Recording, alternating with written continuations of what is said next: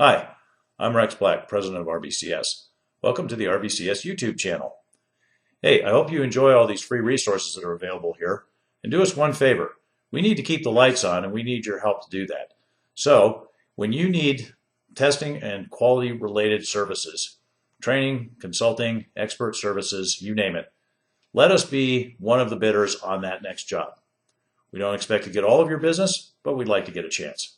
Thanks and enjoy the shows. For this particular project that shows the mapping of the risk priority number ranges to the extent of testing. So basically any risk item that had a risk priority number between 1 and 12 was going to get extensively tested. 13 to 16 gets broad testing, 17 to 20 gets cursory testing, and 21 to 25 gets opportunistic testing.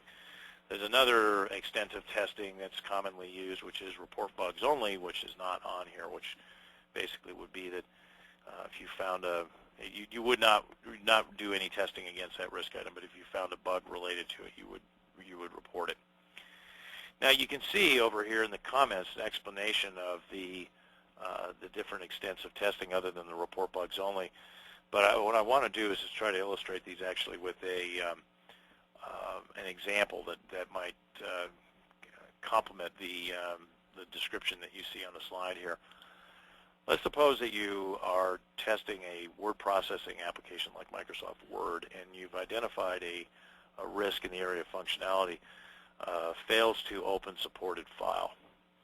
Now, Word can open a lot of different types of files, and there are a lot of object types that can occur in a file. It's not just text, but it can be pictures and tables and headers and footers and different fonts and so on and so forth. So there's a lot of object types and a lot of file types. Now, you say you want to do extensive testing for that risk item, then you'd be saying that you want to make sure that you test every supported file type, and within every supported file type, every object type supported for that file type.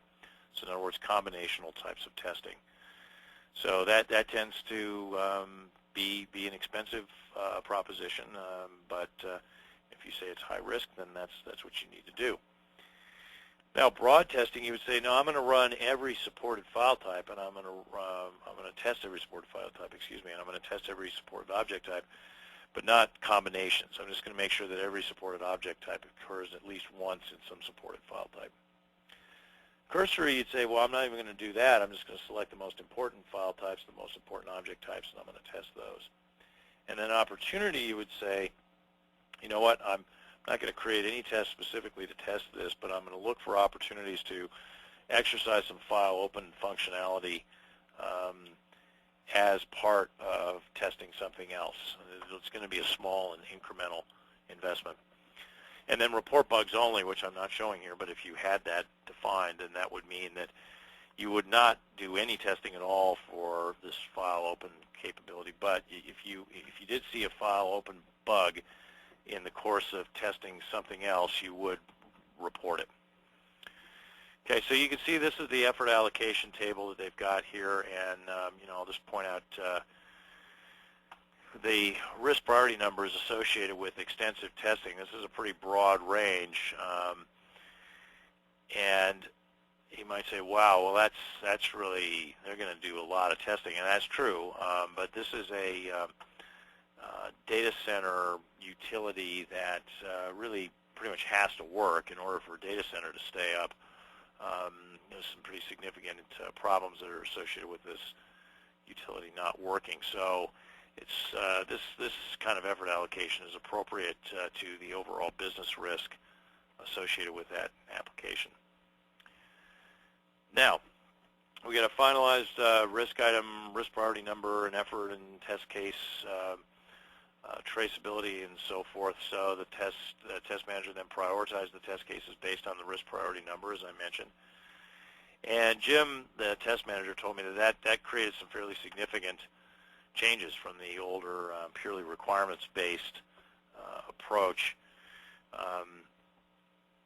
Before, what had happened a lot was that the tests were assigned to testers based on their experience, like who's the most qualified to run this test. Well, what ended up happening was you had a handful of people who were like the key players, had the most experience, and of course they ended up getting most of the tests assigned to them. Unfortunately, and not just most of the tests, but almost all the important tests.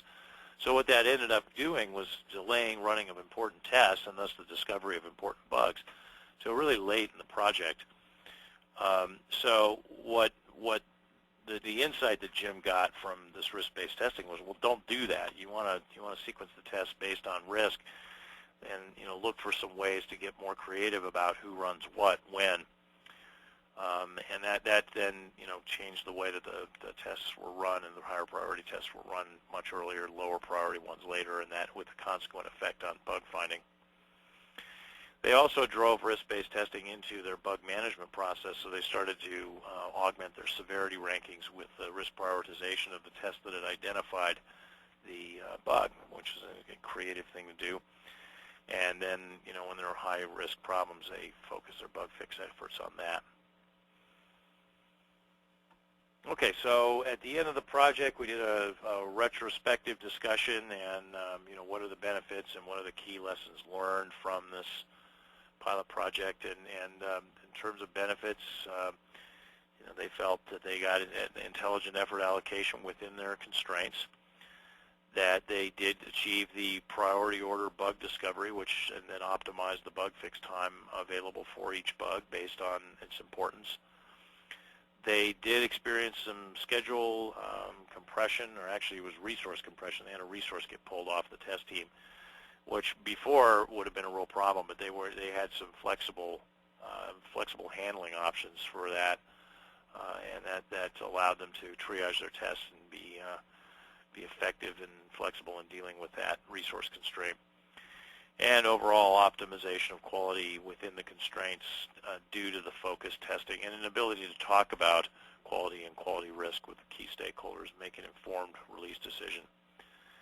Now, some key points, some key lessons learned, things they wanted to do differently the next time.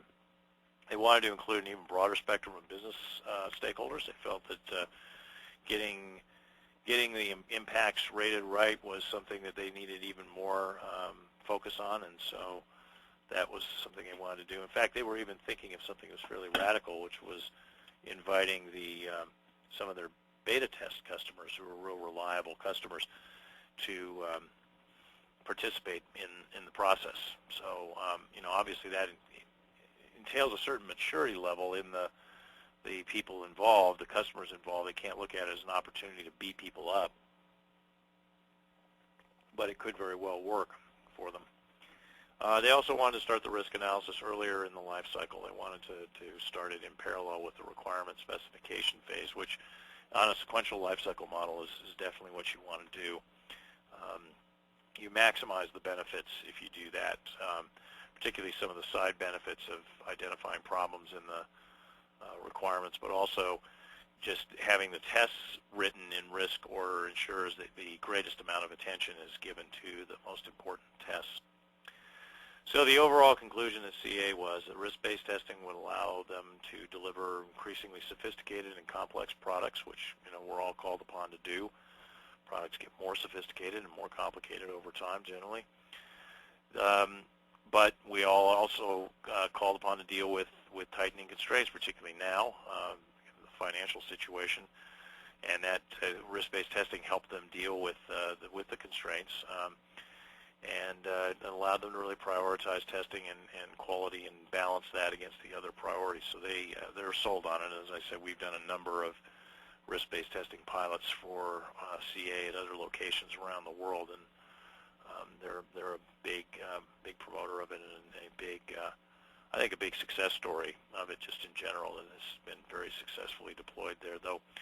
Of course, we have successfully deployed it with a number of other clients as well. So this is not just a technique that only people in the enterprise software development business can do. We have clients that are banks and video game companies and a whole spectrum of capabilities and domains and so forth that are using this. So definitely a robust and useful technique, and I hope that this webinar has given you some ideas on how to apply it yourself.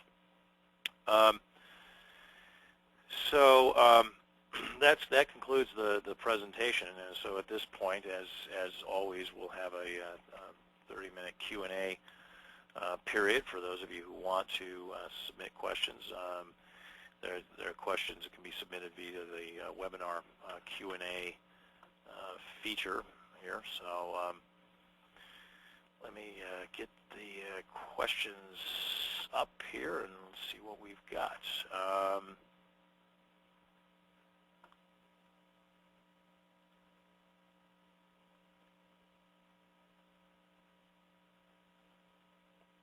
Let's see, we had a couple questions or comments saying that people were having difficulty hearing me. I'm afraid that's really not under my control. Hopefully you can all hear me now, but that can be, something can happen on your end in terms of the voice over IP coming down. So so you can occasionally get some kind of weird chipmunking sounds or so forth. So I hope that hasn't been too much of an issue for everybody. Let's see, got a question from Gayatri. How is risk-based testing applied for performance testing? Well, basically, risk-based testing spans all of the different test types, including performance testing, and you would be able to identify risk items related to performance, and then your tests would be focused on those based on the level of risk, as I mentioned before. So really, it's perfectly usable for that type of testing, but it's also really beyond that, because of the risk categories include performance, but also go beyond it to look at other things. Now, you could do a risk analysis where you focus just on performance-related risks, and then in that case, you know, it's basically going to determine what you're going to test and how much. But I would really encourage you, unless there's a specific reason why you're just focusing on one risk category, to actually look at the broader range of risk categories. Okay, I got a question from Sarah here. How to apply risk-based testing if we are hand-in-hand with requirements, if we don't have all the requirements defined, how to establish what is more risky or not? Okay, this is a good question, Sarah, and I'm glad that you brought it up.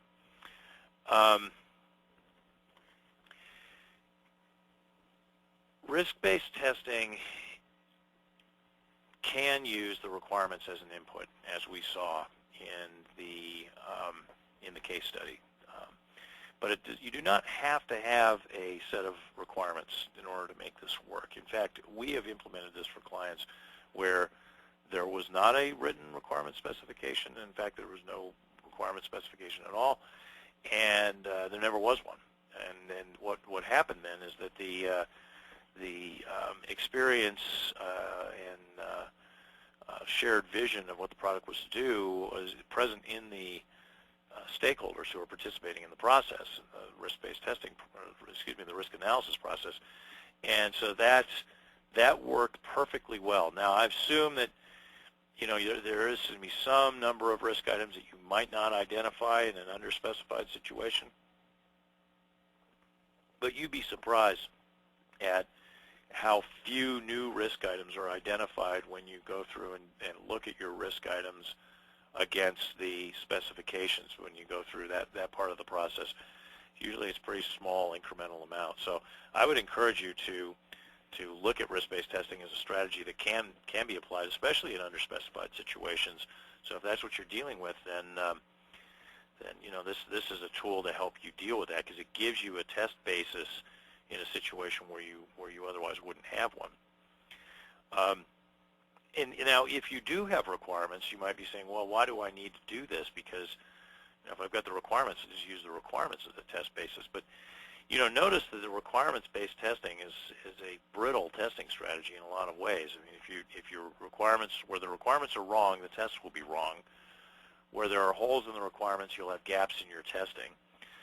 The requirements typically cannot tell you how to allocate test effort or how to sequence your tests, unless you happen to get very detailed prioritization of requirements, but what we typically see with a lot of our clients is, yeah, the requirements are prioritized, but everything's a priority 1, so that's not particularly useful. The requirements can't tell you how to triage your tests either. So, you know, the addition of risk-based risk analysis and levels of risk and so forth on top of the requirements is very helpful. So basically, if you have the requirements, what you're pursuing is a blended risk-based and requirements-based testing strategy, and we find that works quite well. Let's see, I got a question from C's here. Do you have experience with risk-based testing on a breakdown of functionality?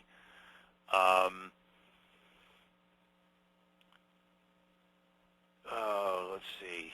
Breakdown of functionality. Okay, I assume C's what you mean is going by functional areas rather than by risk categories. That is an approach that you sometimes see in certain formalized approaches for risk-based testing when applied to hardware or something like that. If you read Stamatis' book on failure mode and effect analysis, you'll see that's a technique that he talks about. Now that is not something that I would recommend here.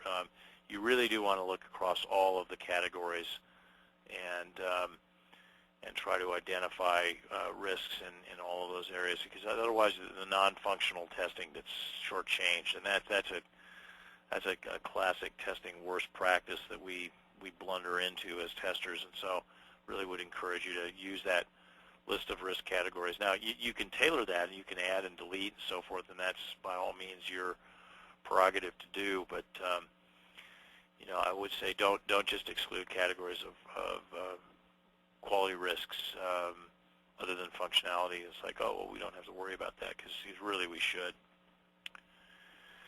Okay, so question came up in an earlier session of this that I want to address, which is how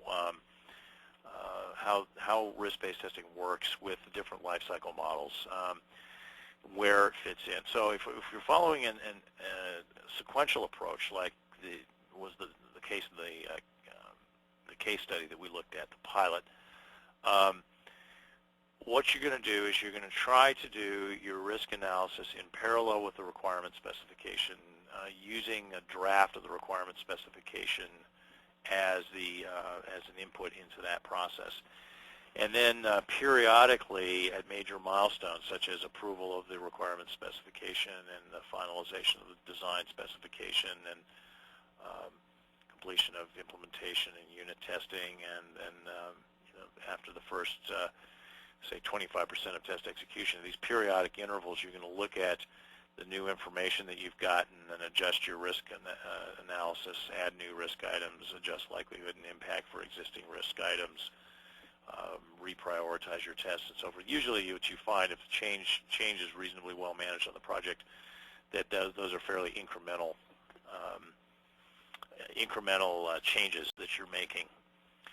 Now, in an iterative life cycle, instead of doing one big risk analysis all at the front, what you do is you do a iteration-specific risk analysis, which of course is going to be smaller for each one of the iterations, and so it's focused, and the effort is less than well, for each iteration, the effort is less than the effort required to do a bigger risk analysis. Now, when you get into the Agile world, then what you're typically going to do in the Agile approach is you have a separate risk analysis at the beginning of each sprint or iteration for the Agile approach, and that's going to be very lightweight. It's focused just on risks associated with the user stories that are being created for that particular sprint, and any other non-functional areas that you need to look at.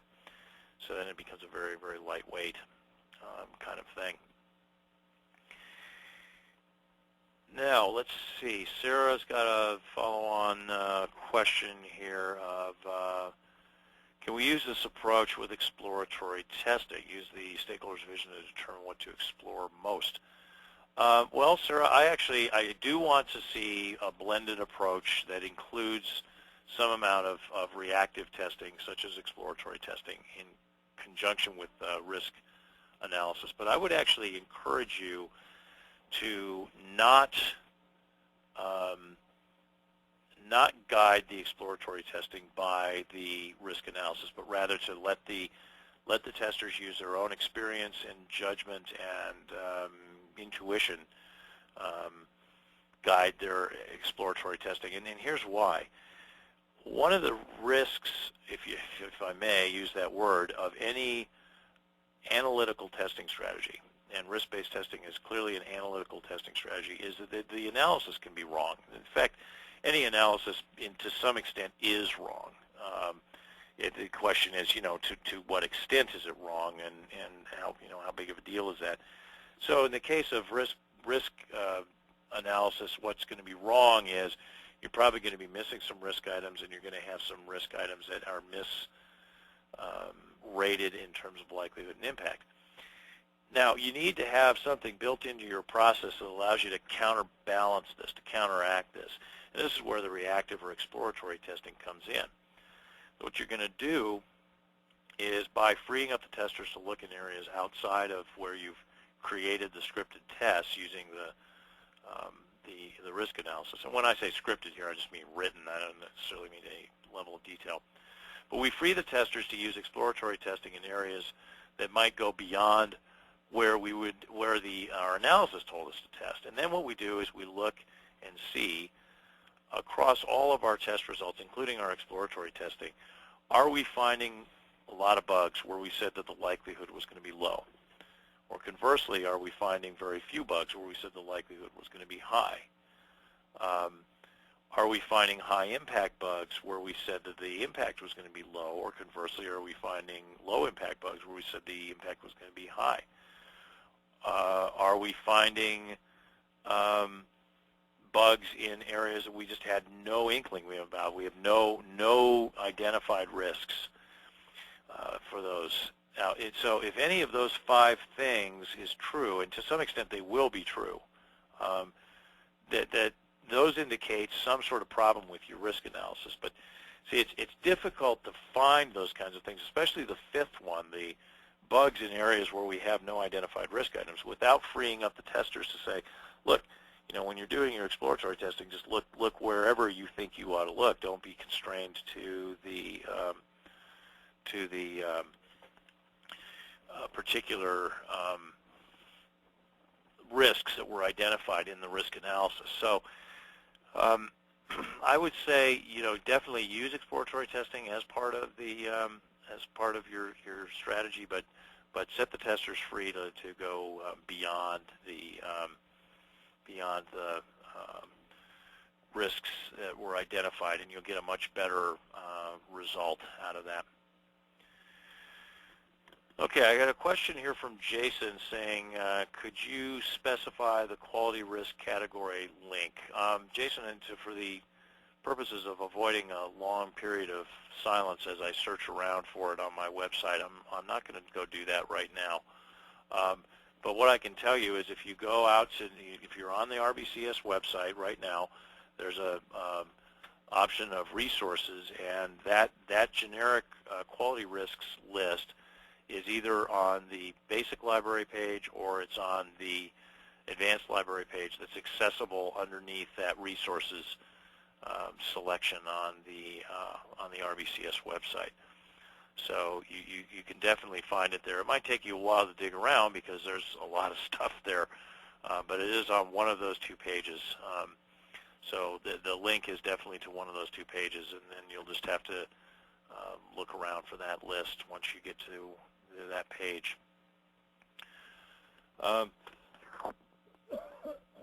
Excuse me. Okay, so I'm not seeing any additional questions at this point. Okay, here we have one more coming in from C's. That's a good one. Have you encountered any disadvantages to risk-based testing? Okay, that's a good question, C's. I used to have some disadvantages with it back when I did when I followed a more formal approach. When I first got started doing risk-based testing, what I used was a technique called failure mode and effect analysis, which is very, very formalized. And the disadvantage there was that it's just a tremendous amount of work to do those spreadsheets that you have to do failure mode and effect analysis. And it's easily like 10 times as much verbiage as the lightweight technique that I just showed you. So over the years, I developed this lightweight technique that I call pragmatic risk analysis and management, and that really is, it provides all of the benefits without the tremendous overhead costs of the more formal techniques. So that's one way to help manage the disadvantages, is to use a technique at the appropriate level of formality, and you don't waste a lot of effort on things that aren't giving you a lot of incremental benefit. Now, are there specific cases where I can imagine not using risk-based testing?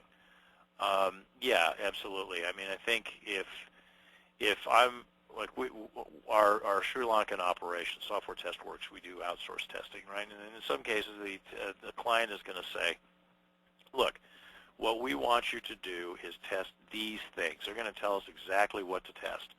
That's called a directed testing strategy, by the way. You're following a directed testing strategy when you're counting on someone else to tell you what to test. And that happens in outsourced testing not infrequently.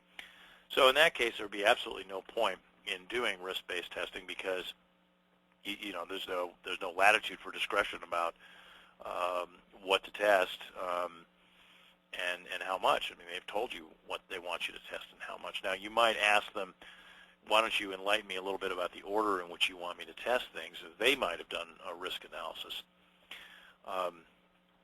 But that's one circumstance. And I guess the other circumstance that would potentially make this harder to do would be if you have no preparation time. But I do want to point out that on the case study that we looked at, the risk analysis was done concurrent with the start of test execution, and they still felt that they got a lot of benefits out of it. So I would say even in the case where the test execution is starting, the risk analysis is starting late and almost in parallel with the start of test execution, that still doesn't preclude getting the benefits out of it. As I said at the outset, the costs associated with doing this are really pretty low, particularly in the context of the kind of benefits that you tend to get. Okay, well, to close, wait, one more question from Cease here before we close. Can you address the reprioritization of risk? Yes, certainly. Basically what I'm talking about there, Cease, is when you go through and you look at the new information that you've gotten, whether that be test results or design specification or what have you, what you want to do is say, okay, is there anything here that tells me that my risk analysis is missing a risk item, or that the likelihood or impacts need to be adjusted? And then so you would then make those adjustments. And then what's important is that those adjustments ripple through into your testing. So through the traceability of your risks to the test cases, you push the new risk priority numbers down into the test cases that you've created. Now, you also want to, of course, that's going to cause you to reevaluate prioritization and sequencing of the tests and so forth, and possibly triage. You also want to look at the issues of effort allocation, because it might be that by reprioritization of the risks, you discover that you need to add some tests in a particular area, and in which case fine, or that there are some of the tests that you created already for a particular area, or maybe you haven't created them yet, but you're going to create them, that you don't need because the risk isn't sufficiently high.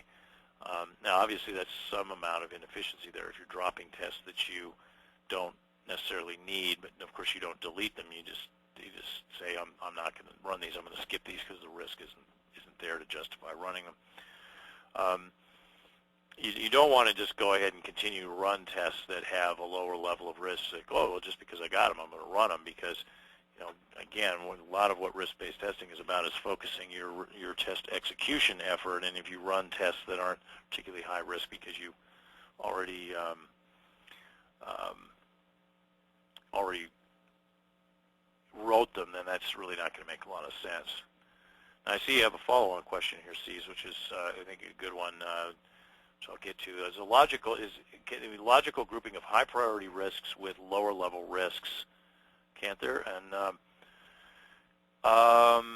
okay, so one of the things that you could be talking about here is efficiency of sequencing of tests, and if that's what you're getting at, well, yes, absolutely. There can be constraints and efficiencies associated with running particular tests together in a group that kind of argues against running the tests in pure risk order, and that's definitely something you can do. Just remember that the extent to which you're responding to those constraints and changing the order in which you're running the test, you will undermine the benefit of risk-based testing that has to do with discovering the bugs in order of importance. So you want to be really careful about the degree to which you do that.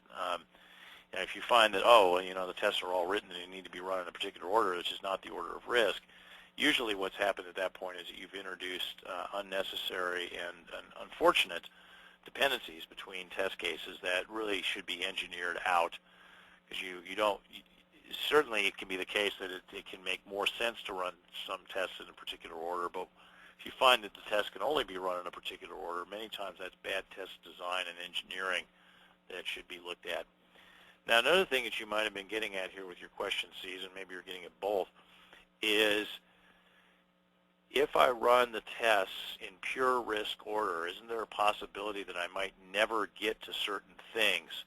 And wouldn't it perhaps make sense to have some number of lower level test cases, lower risk test cases, run earlier in the test execution effort, just to make sure that I've got breadth of coverage across the different functional areas and non-functional areas?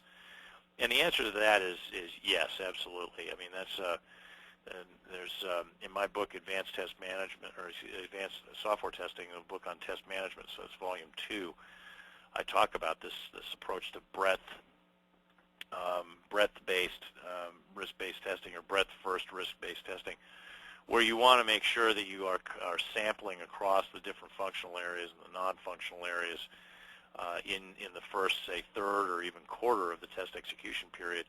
Now, you're still focusing on the higher risk stuff, but you're including some amount of lower risk stuff in your tests just to make sure that you don't miss them.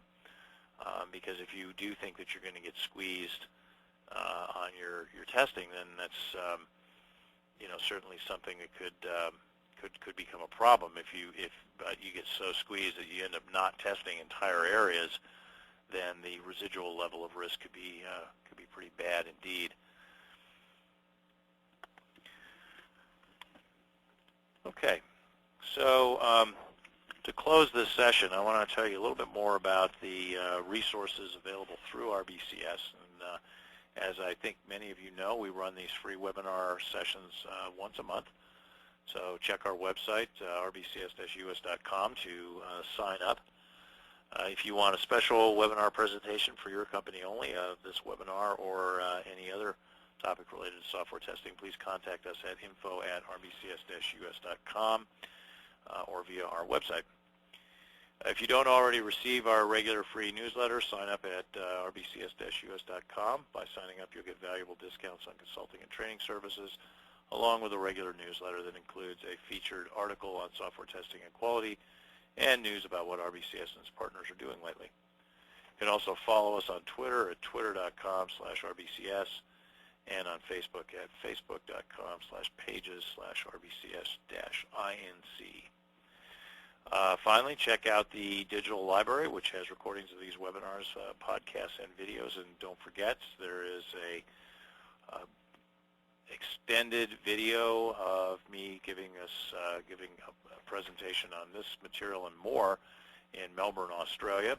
So if you felt this was good material and there was stuff that people could benefit from it and you'd like to hear more, maybe set up a session where you and some of your colleagues could view that video, because that's certainly not necessarily everything there is to know about risk-based testing, but it's a lot that you would probably want to know about risk-based testing, and it is completely free, like everything that's on the basic library, the advanced library, and the digital library.